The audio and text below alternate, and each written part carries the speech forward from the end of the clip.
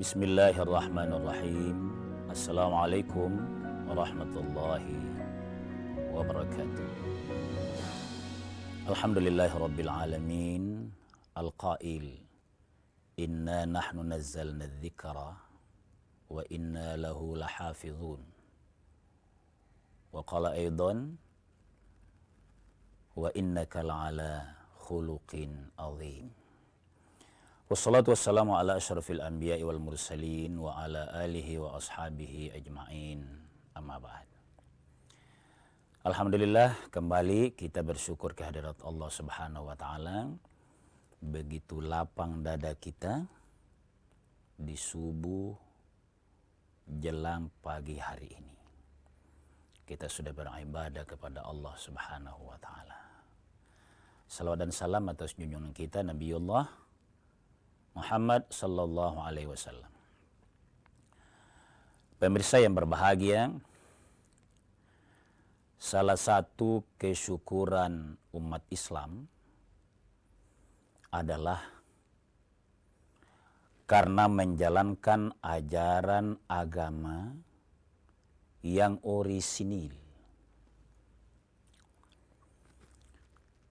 Kenapa ini penting kita ungkap? Menjalankan ajaran agama yang orisinil. Sebab jelas dasar hukumnya. Syariat dari Sang Pencipta Allah Subhanahu wa taala itu terjaga sampai ke kita zaman sekarang ini. Gambaran singkat ya begini pemirsa sekalian. Kalau kita membaca lalu mempelajari serta memahami lalu mengamalkan isi Al-Quran, itu terjaga asbab nuzulnya melalui hafalan Nabi Sallallahu Alaihi Wasallam kepada para sahabat dan juga kepada para tabi'in selanjutnya kepada kita hari ini. Asli itu Al-Quran. Yang kedua, kalau kita mengamalkan bayan Al-Quran, dalam hal ini hadis Nabi Sallallahu Alaihi Wasallam, karena penafsir penjelas terbaik Al-Quranul Karim itu adalah sabda Nabi Sallallahu Alaihi Wasallam. Ini juga terjaga asbab wurudnya, lalu kemudian sanadnya. Kalau pemirsa seringkali mendengar ada yang palsu-palsu, jangan khawatir. Karena ditemukannya yang palsu atau yang dhaif itu karena terjaganya yang sahih. Pagi hari ini saya mau sebutkan pemirsa sekalian, salah satu yang menjamin kita kalau beramal saleh. Ada satu contoh. Kalau kita membaca kitab Riyadhus Shalihin, Riyadhus Shalihin itu karya Imam An-Nawawi. Beliau juga pengarang kitab Al-Arba'in, 40 hadis. Ini beliau sengaja mengarang kitab, mengumpul kitab yang khusus mencatat secara perbab atau tematik ajaran-ajaran agama yang kita tinggal mudah membacanya karena di dalamnya semua hadis sahih. Itu dia. Kalau ini kita faham hadisnya, kitabnya, lalu beramal, tawakal, optimis kepada Allah, insya Allah makbul. Nah, pemirsa yang berbahagia, salah satu contoh anjuran berjalan ke masjid. Kelihatannya ini sederhana ini tema. Tetapi dia ada khusus babnya dalam kitab Riyadhus Shalihin. Apa itu kitab Riyadhus Shalihin? Umumnya hari ini pelajar agama, kalau kita sebut kitab, itu semakin mudah. Beda dengan 40-50 tahun yang lalu. Apa perbedaannya? Kalau dahulu biar tidak ada barisnya, kita sebut kitab kuning, kitab gundul. Orang bisa baca. Kenapa bisa baca? Ada kaidahnya. Ada nahwu, bagaimana cara membaris. ada saraf, bagaimana membentuk kalimat. Sebuah kehebatan. Tapi perkembangan tengah mendesaknya ilmu pengetahuan, ini makin banyak dibaris saja. Nah, di antara sekian kitab itu, Riyadhus Shalihin itu 75% sudah berbaris. Bukan lagi tidak berbaris. Nah, di dalamnya pemirsa sekalian, ini penting ya, karena mengamalkan ajaran agama harus sangat yakin asbab wurudnya, kesahihan dalilnya, Qur'annya dan hadisnya. Nah, pemirsa sekalian, tentang berjalan ke masjid, kedengarannya ini kan sederhana, biasa aja itu berjalan ke masjid. Apa urgensinya ini difaham? Urgensinya jelas. Bahwa orang yang berjalan ke masjid itu bahagian dari keimanan atau manifestasi ketakwaannya kepada Allah Subhanahu wa taala. Itulah sebabnya kita perlu menyegar-nyegarkan ilmu agama kita, karena hal-hal yang kedengaran sederhana pun di dalamnya banyak keutamaan dan motivasi agar kita makin beramal yang diridhoi oleh Allah Subhanahu wa taala. Kita lanjut setelah jeda sejenak.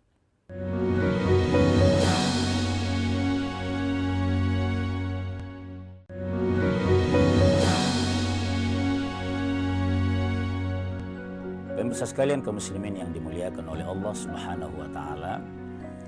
Jadi anjuran berjalan ke masjid itu jelas agar orang rajin sholat di masjid, terutama sholat berjamaah tentu.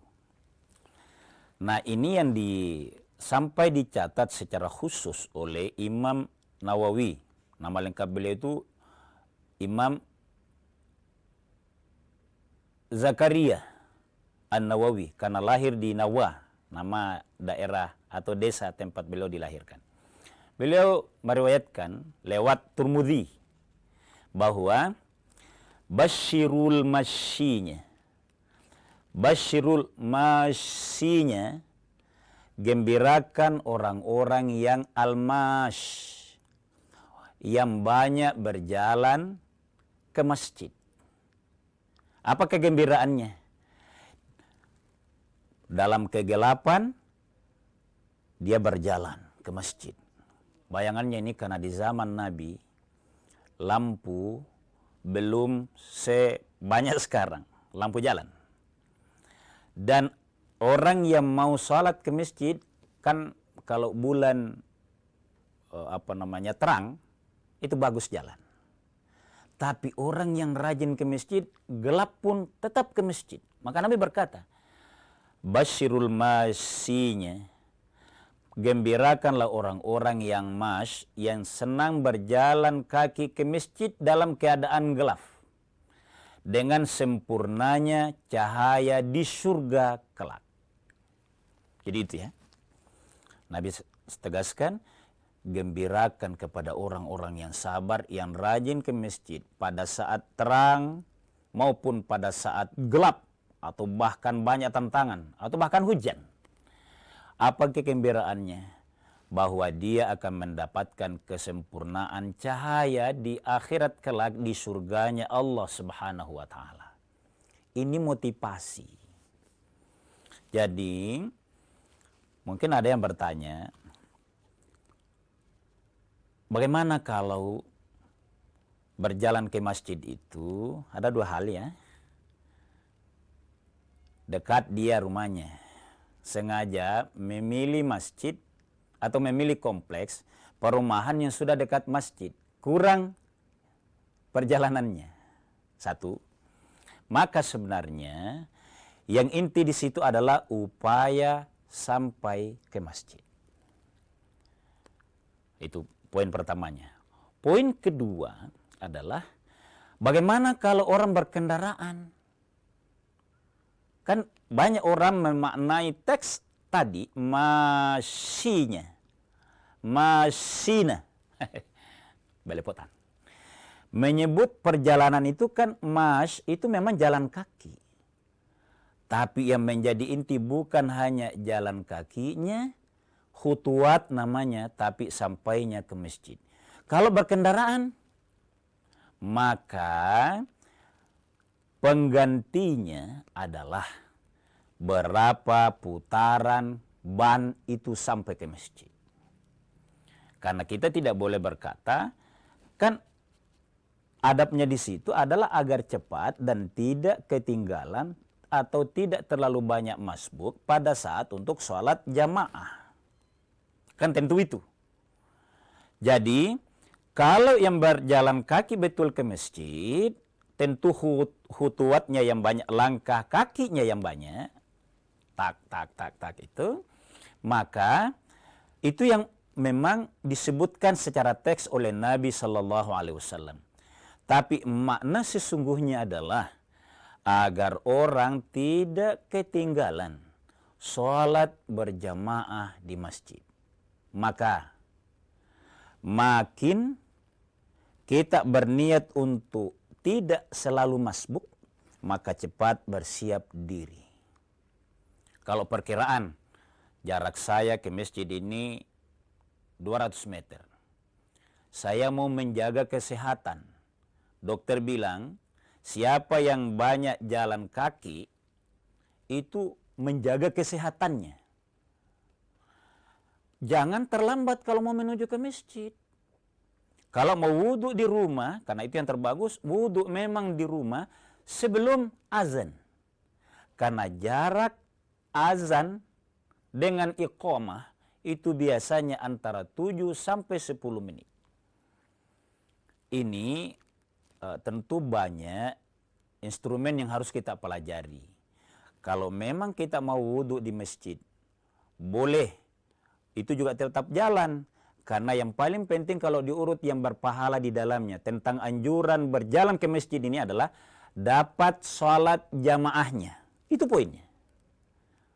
Yang kedua, tidak ketinggalan sholat sunat yang rawatibnya. Kalau begitu, yang menjadi kunci adalah cepatnya orang bersiap-siap berjalan ke masjid. Nah, di situ pemirsa sekalian, boleh dimaknai bahwa kalau agak jauh daripada masbuk, apalagi tidak sholat sunat rawatib yang muakkad itu, boleh naik kendaraan sampai ke masjid. Tapi saya mau bacakan hadisnya begini. Diriwayatkan oleh Muslim dari jalur Abu Hurairah. Nabi SAW bersabda, "Ala adullukum, maukah kalian?" Nah, itu. "Ala ma yamhullahu bihil khataya." Sesuatu yang menghilangkan, mengampuni dosa-dosa kita semua. Wa yarfa'u bihid darajat, dan memuliakan hidup kita. Jadi mengampuni dosa sekaligus mengangkat derajat atau kemuliaan kita. Para sahabat menyampaikan, qalu bala, pastilah wahai Rasul. Kami ini orang banyak khilaf, banyak dosa. Ini juga sikap yang bagus ya. Merasa banyak kekurangan, amalnya belum berkualitas bagus. Langsung bilang, iya ya Rasulullah. Apa kata Nabi? Isbawul wudu'i alal makarihi. Satu, adalah memperbaharui wudu walaupun dalam keadaan sulit. Misalnya, sangat dingin.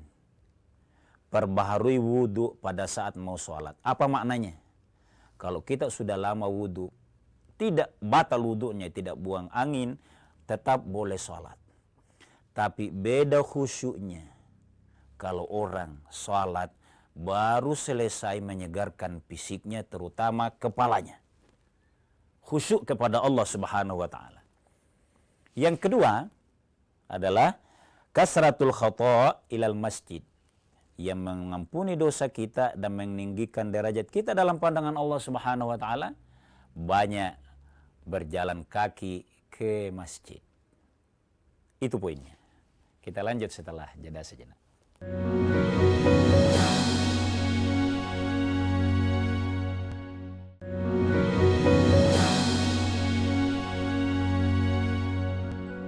Pemirsa sekalian kaum muslimin yang dimuliakan oleh Allah Subhanahu wa taala.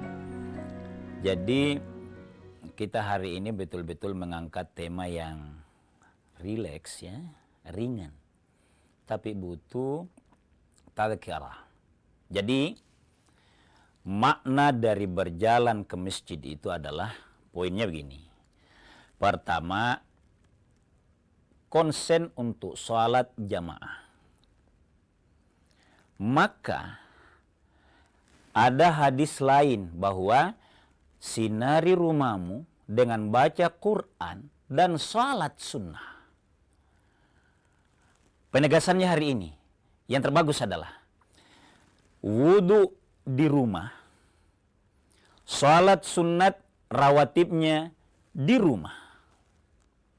Itu dia. Jadi wudu dulu di rumah, salat sunat rawatibnya di rumah, baru berjalan ke masjid. Sampai di masjid itu jangan duduk sebelum salat tahiyatul masjid. Itu urutannya. Jadi betul-betul keuntungan orang yang cari kompleks perumahan dekat dengan masjid karena bisa dia atur ini. Wudu di rumah. Salat sunat juga di rumah agar bercahaya rumahnya penuh kesolehan. Rawatibnya ini. Masuk masjid, salat sunatnya sudah mendekat, tinggal 4 menit baru qamat. Masih bisa salat sunat tahiyatul masjid. Sempurna. Ini urutan-urutannya. Jadi kita ini kan banyak. Nanti mau ke masjid, belum wudu, pakaian belum selesai. Bagaimana bisa? Bagaimana bisa seperti yang disampaikan Nabi tadi, janji orang yang dijamin diangkat derajatnya oleh Allah di akhirat kelak, termasuk di dunia. Ini harus difaham betul. Nah, apakah ini berlaku bagi laki-laki dan perempuan? Khusus berjamaahnya, Nabi juga membolehkan sholat perempuan berjamaah di masjid. Apalagi masjid yang ada nuansa pendidikan. Maka makin pas kalau misalnya perempuan. Laki-lakinya ngikut. Perempuan bagusnya tetap sholat sunat di rumah. Ya kalau kira-kira begini jalan bersamalah. Tapi jarak ke masjid meyakinkan bahwa kita masih bisa sholat sunat tahiyatul masjid. Makanya itu pengurus masjid ya, ini perlu pembekalan sebenarnya. Jarak antara iqamah dengan azan itu harus diatur. Edaran Kementerian Agama disertai Dewan Masjid itu 5 menit sebelum azan boleh ada ngaji Quran 1-2 menit, salawatnya 3 menit. Jarak azan dengan iqamah itu 10 menit. Kenapa? Waktu selawat tadi orang sudah wudhu di rumah sambil menunggu azan. Baca doa azan yang bagus. Bisalah suami dan istri wudhu dengan baik, sholat sunat di rumah dua-duanya, berjalan ke masjid. Kalau yang dekat rumahnya sekitar 3-4 menit. Tapi kalau naik kendaraan 2 menit bisa. Masih dapat di masjid. Sisa 3 menit untuk sholat sunnah tahiyatul masjid. Karena Nabi tegaskan, kalian jangan duduk dulu kalau masuk ke masjid sebelum sholat. Sempurna. Hadis ini sebenarnya pemirsa sekalian penting diulas dan diulang-ulangi. Karena dia melahirkan proses manajemen masjid yang menyejukkan. Itulah sebabnya pemirsa begini. Saya tambahkan. Berjalan ke masjid itu harus dengan tenang. Jangan buru-buru. Naik kendaraan itu bukan buru-buru. Ada hadis Nabi begini. Bainama nahnu nusalli ma'an Nabi sallallahu alaihi wasallam idh sami'a jalabata rijalin. Nabi sedang sholat berjamaah. Mendengar bunyi kaki atau jalan kaki yang buru-buru. Nabi dengar itu. Lanjut sholat. Falamma shalla, setelah selesai sholat, qala Nabi sallallahu alaihi wasallam, "Ma sya'nukum?" Ada apa kalian? Kedengaran tadi berjalannya itu sangat buru-buru. Bayangkan, Nabi sampai peduli, bahkan masuk di pikirannya, ini orang, jamaah saya ini, umatku ini buru-buru mau datang ke masjid. Mereka menjawab jujur, qalu istajalna ila salati. Kami buru-buru wahai Nabi karena untuk salat. Dengan bangganya. Kami buru-buru wahai Rasul untuk dapat salat. Apa kata Nabi? Qala fala taf'alu. Jangan buru-buru. Kalau memang mau salat, jangan terlambat. Itu kuncinya. Idza naidaitum sholata fa'alaikum bis-sakinah. Ini penting. Kalian harus kelihatan tenang. As-sakinah. Berjalan jangan buru-buru. Apalagi jangan lari. Apa kata Nabi? Fama adraktum fasallu wa ma fatakum fa'atimmu. Kalaupun kamu terlambat, pengurus masjid terlalu singkat jarak iqamahnya dengan salatnya misalnya nih. Tetap jangan buru-buru. Bagaimana caranya kalau supaya masbuknya jelas? Nabi lebih memilih kalau memang kalian terlambat, maka hitung saja yang kamu dapat. Kalau terpaksa terhitung masbuk, apa boleh buat? Sempurnakan. Kaidah masbuk ini pemirsa sekalian. Masbuk itu adalah apa yang kita dapatkan gerakan sholat, itu yang mulai kita hitung. Bagaimana menghitungkan satu rakaat? Man adraka rak'ata, man adraka ruku'ah. Siapa yang mendapat imam ruku, faqad adraka raka'ah. Dia dapatkan satu rakaat. Caranya fikih. Jadi biar kita tidak dapat baca Fatihah bersama imam. Sudah mau tutup kufuan ahad, kita sudah selesai salinya. Ruku imam, masih kita dapat ruku, faqad adraka raka'ata. Kita mendapatkan satu rakaat. Tinggal ngitung. Oh, saya masih dapat tadi. Oh, berarti subuhnya dapat dua-dua. Tapi kalau sudah rakaat kedua yang kita dapat rukunya, berarti tinggal nambah satu rakaat. Saya ulang pemirsa sekalian. Fama adraktum fasallu. Apa yang kalian dapat, lanjutkan sholat. Wa ma fatakum fa'atimmu. Yang kau tidak dapat, tertinggal satu rakaat atau bahkan dua rakaat, sempurnakan. Dapat jamaahnya. Pemirsa sekalian kaum muslimin dimuliakan oleh Allah Subhanahu wa taala, sebagai kesimpulan, kita mengangkat tema tentang anjuran berjalan ke masjid. Niatnya adalah dapatkan sholat jamaah. Manage waktu antara takmirul masjid dengan hitungan jamaah minimal satu kompleks. Agar dia bisa sholat sunat rawatibnya sekaligus masih bisa sholat qabliyah masjid. Minimal 4 rakaat berarti 5 menit. Kalau dua-duanya diambil di masjid, qabliyahnya dan tahiyat masjidnya. Mudah-mudahan pemirsa sekalian, terbatasnya ruang waktu kita membincang ini, tapi bagian dari fiqih bisa lebih mengulangi tadkirah kita untuk bagaimana memahami anjuran berjalan ke masjid itu dengan tenang niatnya. Allah menolong kita mudah melaksanakan sholat jamaah. Sekian. Hadanallahu wa iyyakum ajma'in. Wassalamualaikum warahmatullahi wabarakatuh.